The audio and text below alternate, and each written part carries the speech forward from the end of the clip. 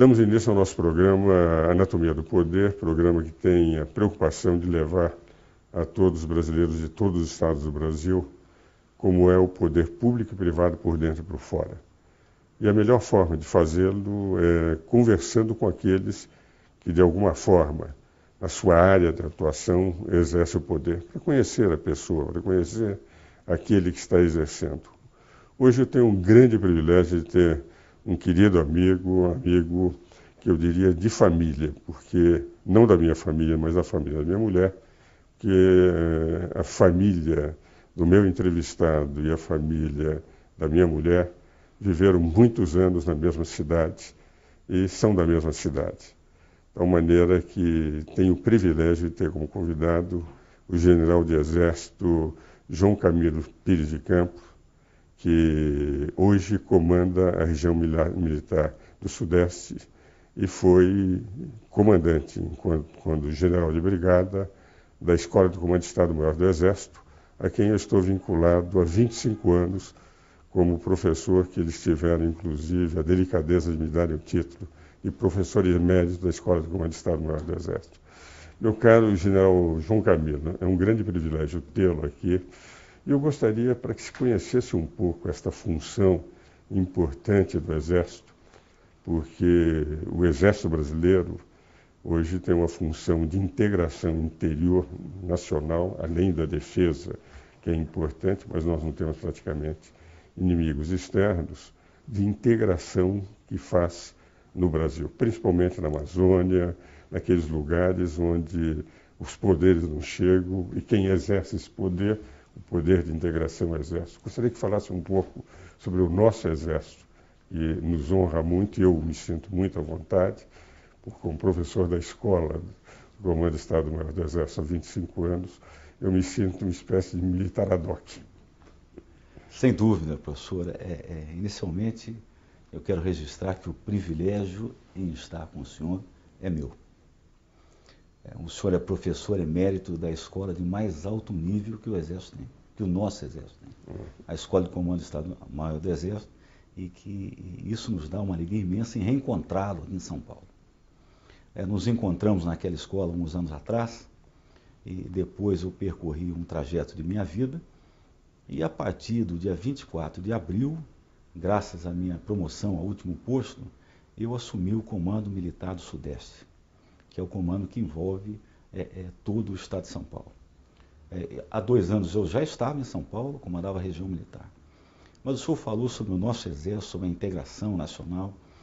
Eu entendo que o nosso Exército ele é verdadeiramente a representação absoluta da nossa nacionalidade.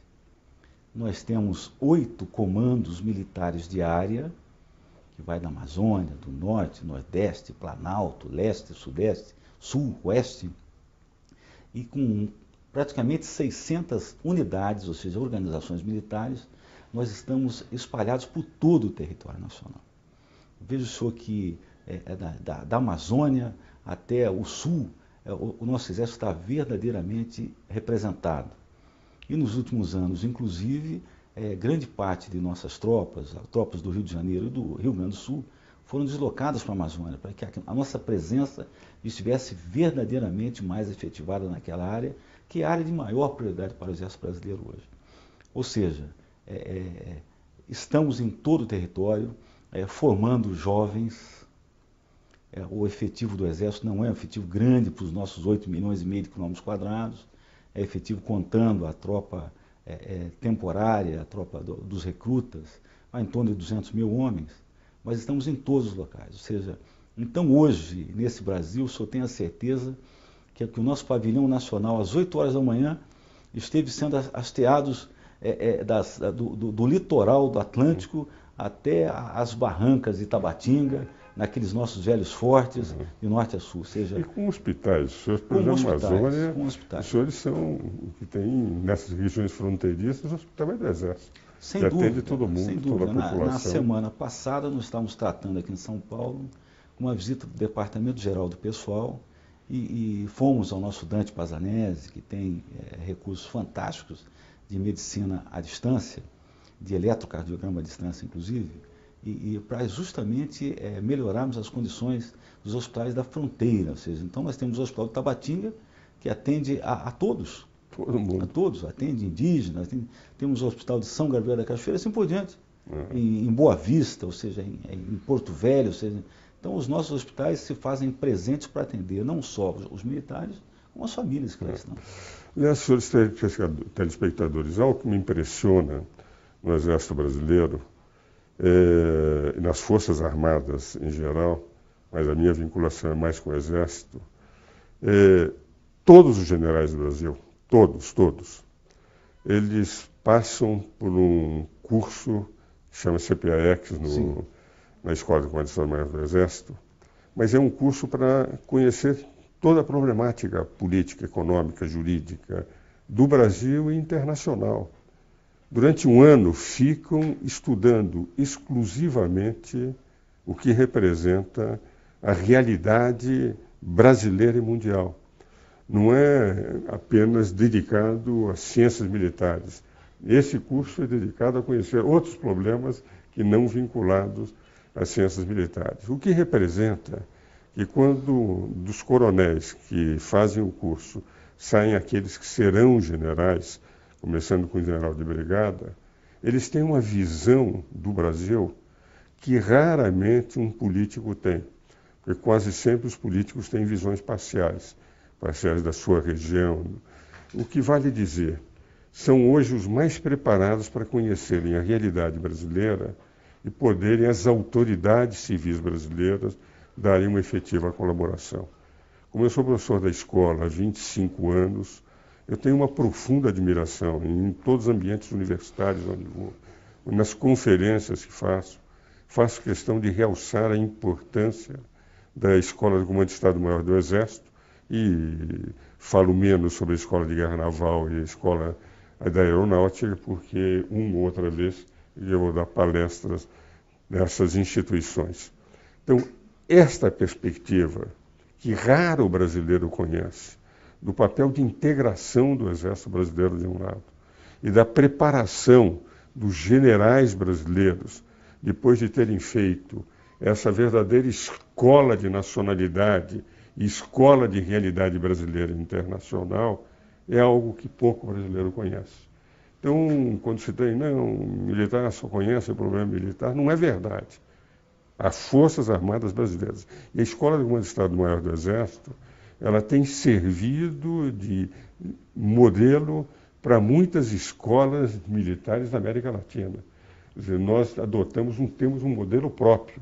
Chegamos no início modelo francês, americano, mas hoje temos um modelo próprio. E o senhor que foi diretor da escola, poderia explicar um pouco aos nossos telespectadores como funciona?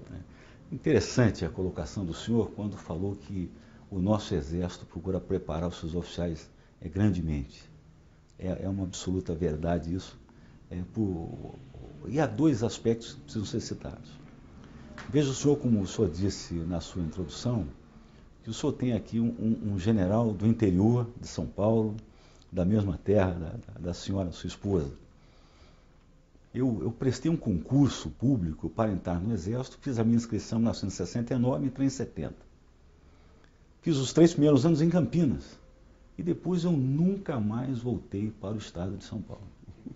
Somente há 2 anos atrás para comandar a região militar. Aí já como general de divisão. Já como general de divisão. Então veja só uma coisa interessante. Primeiro o Exército busca dar-nos a vivência nacional. Né? Ou seja, vivência nacional.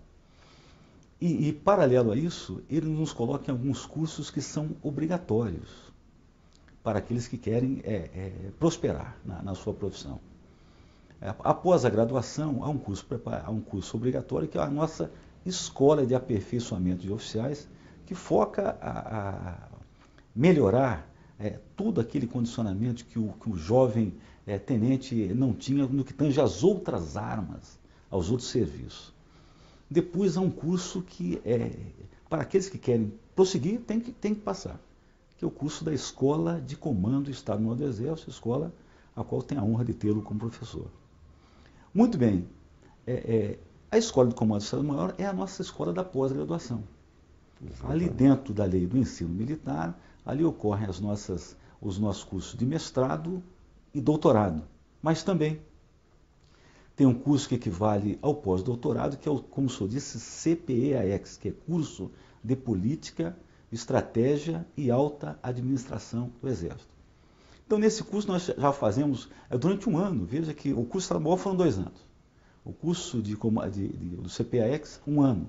O Exército seleciona seus oficiais e coloca durante 1 ano, já como coronéis antigos, que já conhecem o Exército Brasileiro, que já estão com mais de 30 anos de serviço, para estudarem, discutirem, assistirem palestras, fazerem visitas.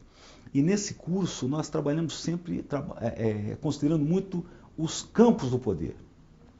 Então o senhor veja que há alguns grupos de palestras, de disciplinas, que envolvem o campo político, o campo econômico, o campo psicossocial e o campo militar. Nossa. Ou seja, então isso vai trazendo para aqueles coronéis que já têm experiência um preparo ainda maior para que conheçam verdadeiramente o Brasil, para que trabalhem verdadeiramente os projetos estratégicos do Exército. O Exército hoje tem 7 projetos estratégicos, tem 11 projetos estruturantes, ou seja, se trabalha com aquilo que se quer no futuro, o Exército daqui a 20 anos, a 30 anos.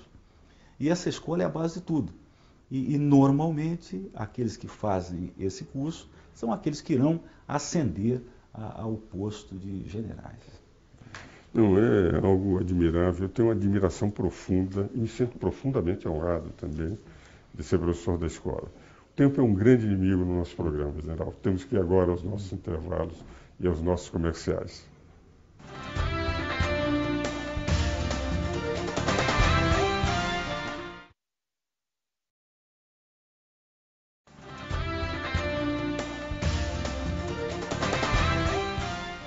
Vamos dar continuidade ao nosso programa, hoje com o privilégio de entrevistar um querido amigo, o general de Exército João Camilo Pires de Campos.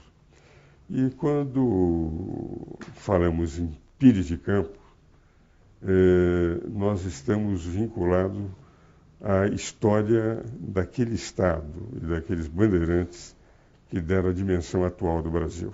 Mas antes de falar da sua família e da história de São Paulo e do Brasil, Obrigado. Eu quero oferecer, como faço em todo o programa, esse é um livro editado pela editora Resistência Cultural, uma editora do Maranhão, dedicada a grandes temas culturais, chama-se O Homem Mais Lúcido do Brasil. São frases do Roberto Campos, selecionadas por Aristóteles Drummond. Eu era muito amigo do Roberto, eu fiz o prefácio. E nesse livro, é um livro delicioso, porque as frases do Roberto, ele era um grande frasista. São inteligentíssimas. Nós fundamos juntos a Academia Internacional de Direito e Economia, éramos companheiros na Academia Mato Grossense de Letras, eu como correspondente, ele como titular. E esse título, o Aristóteles Drummond aqui deu, O Homem Mais Lúcido do Brasil, realmente, para quem conheceu, raramente alguém tinha inteligência tão luzidia, tão brilhante. Brilhante, brilhante. E como nós vamos falar sobre Cassiano Ricardo, sobre as lembranças dele da sua obra principal, aquela que marcou, traduzida para o mundo inteiro, Martim Sererê, eu lhe ofereço também, quando o Clube de Poesia, que foi fundada por Cassiano Ricardo, eu fui presidente 50 anos depois, eu selecionei, na comemoração de 50 anos, 50 poetas do clube, inclusive começando pelo Cassiano Ricardo, e quero lhe oferecer também. Muito obrigado. Agora, senhores telespectadores, por que eu faço menção a Cassiano Ricardo?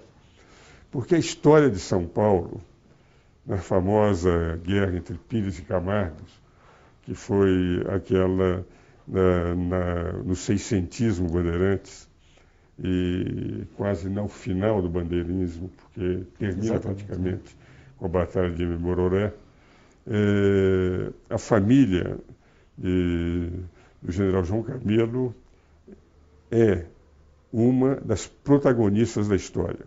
E me estava contando agora, que para mim eu não sabia, que um dos personagens do Martim Sererê era seu ancestral, não é? O Antônio. Conta para o telespectador, general.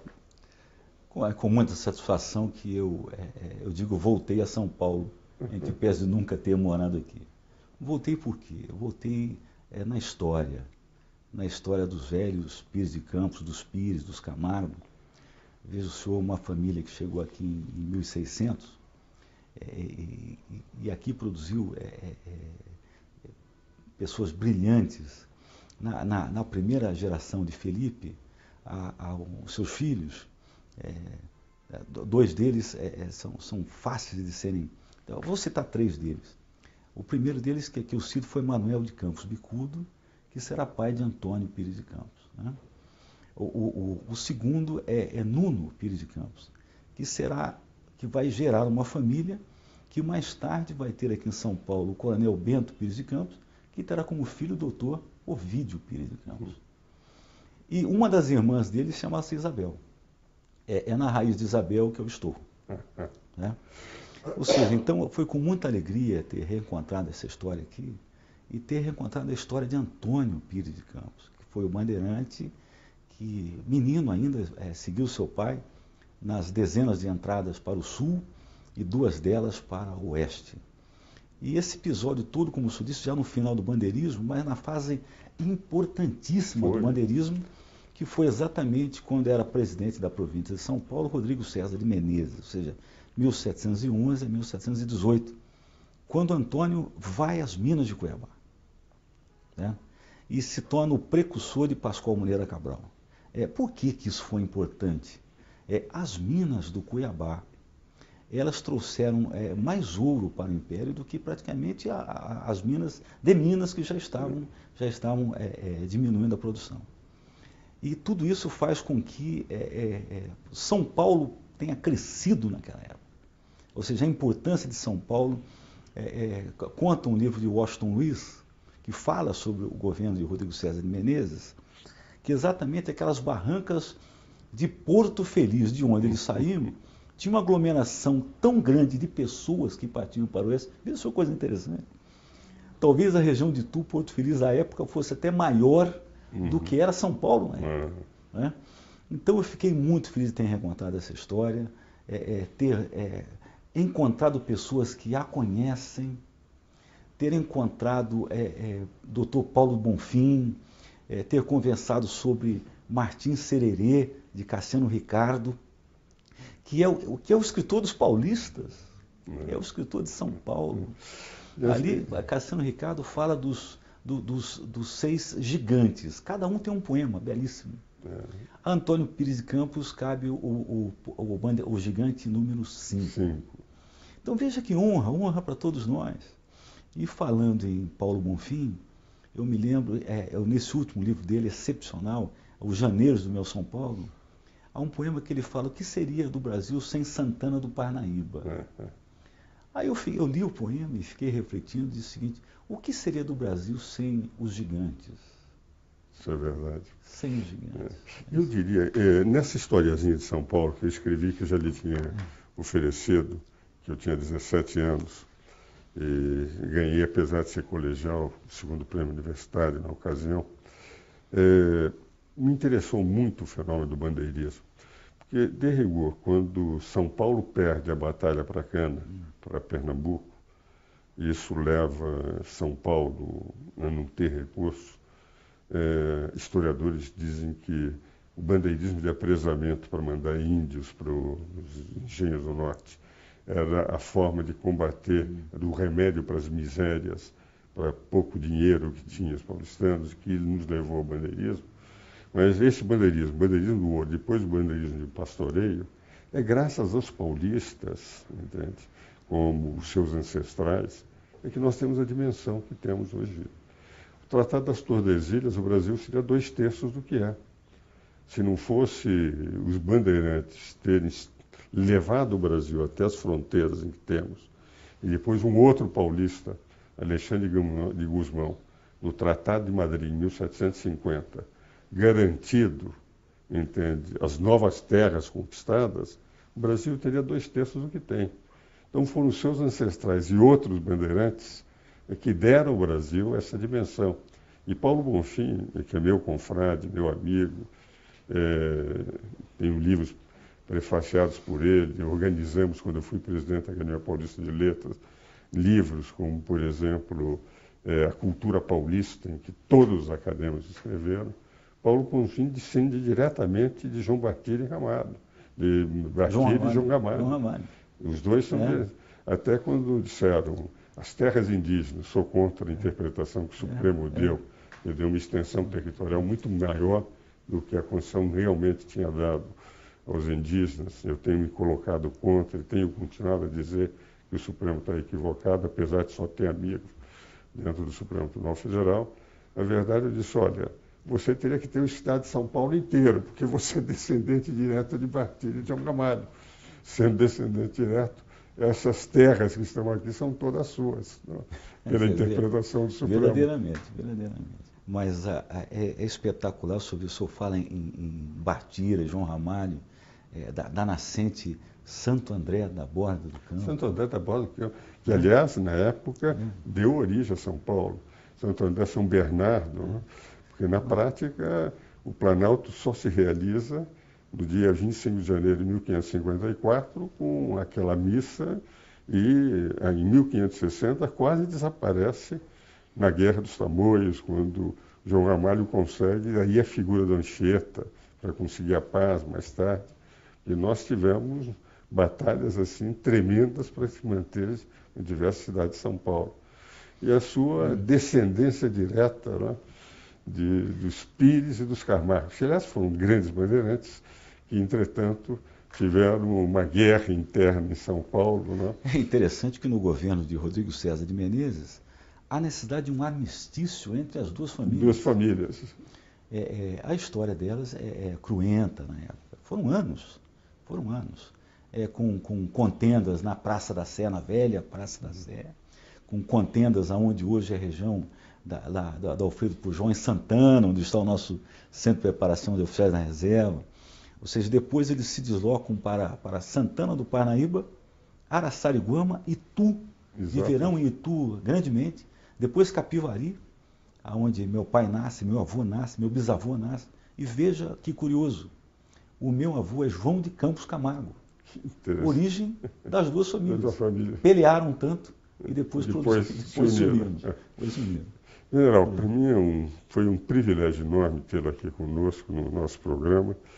E, senhores telespectadores, conheço bem o general João Camilo Pires de Campos. É não só uma grande autoridade militar, mas os senhores tiveram a oportunidade de conhecer, é um humanista. Não é apenas um profissional e dos melhores dedicado à profissão que escolheu de defesa e integração da pátria brasileira, mas é um conhecedor de história, de literatura, o que mostra que os nossos militares, além de militares, são humanistas, têm uma visão global das coisas. Eu quero lhe agradecer muito estar aqui no nosso programa e creio que todos os brasileiros de todos os estados do Brasil, vamos para todos os estados do Brasil, devem também ter usufruído da sua entrevista, a sua conversa conosco. Obrigado eu, doutor, em estar com o nosso querido professor da Escola de Comando do Estado-Maior do Exército. Me sinto honrado em ter passado com o senhor esses momentos prazerosos e proveitosos. Muito obrigado. Me agradeço, sou eu e todos nós do programa. Está encerrado nosso programa e eu os espero novamente no próximo domingo.